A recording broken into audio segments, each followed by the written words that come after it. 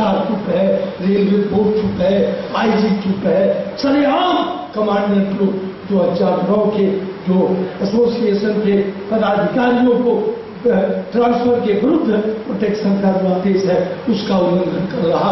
DNM का आदेश railway board का है कि तुम डिवीजन स्तर पर 2 महीना में करोगे, जोन के स्तर पर 3 महीना में करोगे और रेलवे बोर्ड के स्तर पर 6 महीना में करोगे। 2005 के बाद मीटिंग नहीं कर रहा, कोई कार्रवाई नहीं कर रहा और तुमको ड्यूटी दे दी, ड्यूटी के डिस्चार्ज करने के लिए शक्ति नहीं दी, स्वतंत्रता नहीं दी, फिर भी अपराध हो गया तो तेरे तनख्वाह काटी जाती है, तुझे सजा दी जाती है, तुम्हें कंडम किया जाता है, तेरा प्रमोशन रोका जाता है, तुझे दबाव में रखा जाता है, न जाने क्या नहीं। और इसी से बचने के लिए तुम भी थामने के लिए मजबूर है।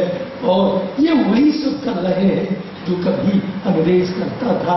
मैं भारतवासियों से, समस्त अधिकारियों से, सरकार के नुमाइंदे से देश के वास्ते करबद्ध प्रार्थना करता हूँ कि देश को मजबूत करने के लिए ये दुष्कर्म बंद करो, ये दुराचार बंद करो, मिथ्याचार बंद करो, वरना ये देश और कई 100 साल तक मजबूत नहीं होगा। भारत माता श्रापेगी, न जाने क्या होगा, मैं नहीं जानता। तो मेरी ये अपील है सबसे, आप लोगों से भी अपील है कि नाजायज करने वालों के समक्ष घुटने टेकना ही सबसे बड़ा काम नहीं है, उनको समझाना जरूरी है।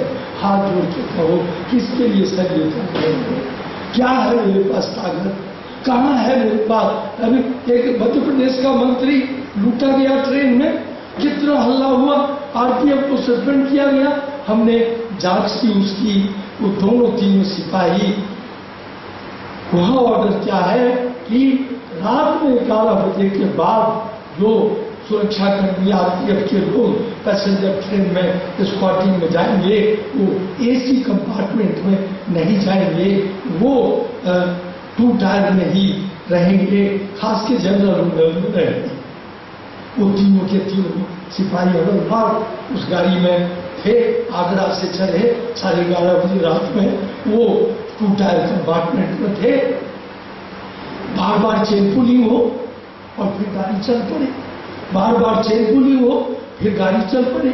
तीनों की तीनों जवान बहुत ही दुखी हुए और आगे बढ़े तो 2 टायर वाले को दरवाजा पर धक्का मारे, खोल, खुलवाए, गए फिर एसी 3 टायर में, वहां लात से मारे डोर पर, खोल, क्यों गए, कहाँ चेन पुल हुआ, कौन हुआ।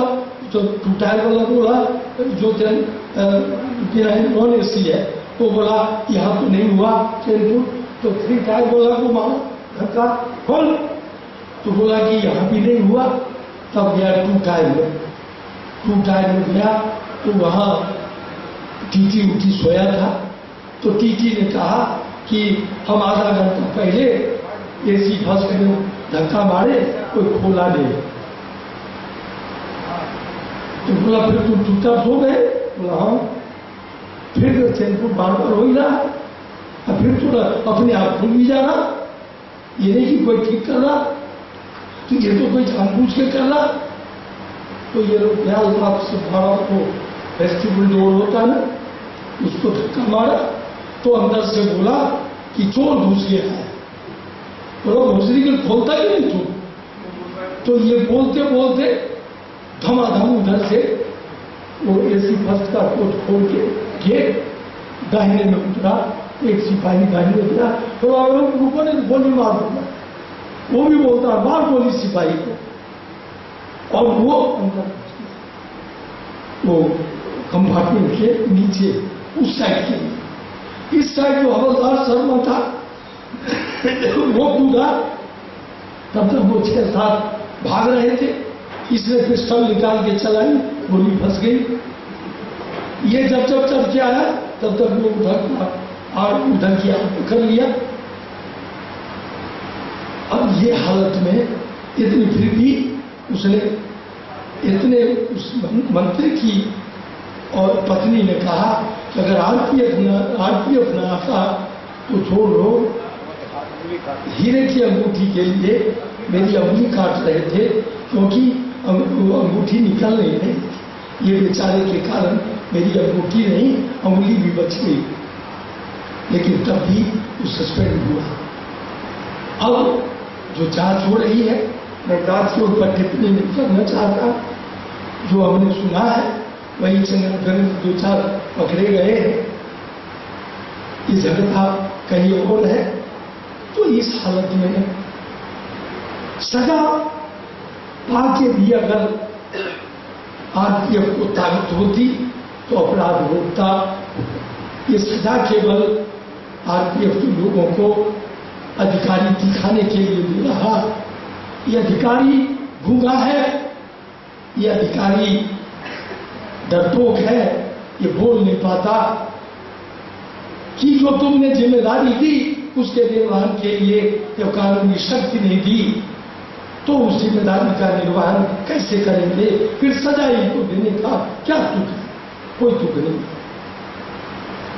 और पूरा आरपीएफ कहा न कि पूरे भारत के जितने सुरक्षा बल हैं सबको मिला के जितनी चार्जशीट न होगी उससे ज्यादा चार्जशीट पनिशमेंट थोड़े से आरपीएफ हुआ। इससे लाभ क्या होगा? हमको डिमोरलाइज करके क्या लाभ हो? कोई फायदा भी तो नहीं हो रहा। तो हम भारत के भाइयों से, देश के सपूतों से, सुपुत्रियों से हम अपील करते हैं कि छद्म करके और भारत माता को गर्वित करना बंद करो। हमारा कोई किसी से वैमनस्य नहीं है, किसी के प्रति बोलने का हमें कोई सुख नहीं मिलता। हमको केवल दुख होता है जब छद्म और मिथ्याचार के कारण देश कमजोर हो रहा, सुरक्षा ढीली पड़ रही, हम टूट रहे, हमारी एकता टूट रही, अपराधी का मनोबल बढ़ रहा, देश गलत राह पर चल रहा और ये खबर ऊपर तक चल रहा। हमें बड़े बड़े 2-3-4 ईमानदार आईपीएस ने बरसों पहले कहा, जहाँ तुम लड़ जरूर रहे हो, हमारी बिरादरी जो आईपीएस की है ये इतनी शातिर है कि देश के बड़े बड़े राजनीतिक नेता जो हैं उनमें बड़ी संख्या में नेताओं को बड़े बड़े अपराधों में फंसा के ब्लैकमेल करते हैं। पहले अत्यधिक सुरक्षा का एहसास करा के संगीन अपराध अंधने में या इस धारणा पर करा लेते हैं कि ये रिपोर्ट नहीं होंगे, सब देखे उनको पढ़ाया था कुछ नहीं है। जब वो कर गुजरते हैं अत्यधिक सुरक्षा में तब उनको ब्लैकमेल करने के लिए कहीं न कहीं से पत्राचार करके उनको ब्लैकमेल करते हैं। कभी कभी सरकारें अपने राइवल पॉलिटिकल पार्टीज के नेताओं को फंसाने के लिए इनका दुरुपयोग करते हैं। इस तरह से वो नेता भी उनके चंगुल में होते हैं। इस कारण ये नाजायज भी जो आईपीएस मांग करते हैं, राजनेता मजबूरन उसको स्वीकार करके देश को गर्त में भेज रहे हैं। हम सर्वत्र प्रार्थना करते हैं देश के खातिर, भारत माता के खातिर, मानवता के खातिर, इस कृष्ण के खातिर इस दुष्कर्म को लोग बंद करें। जय हिंद, जय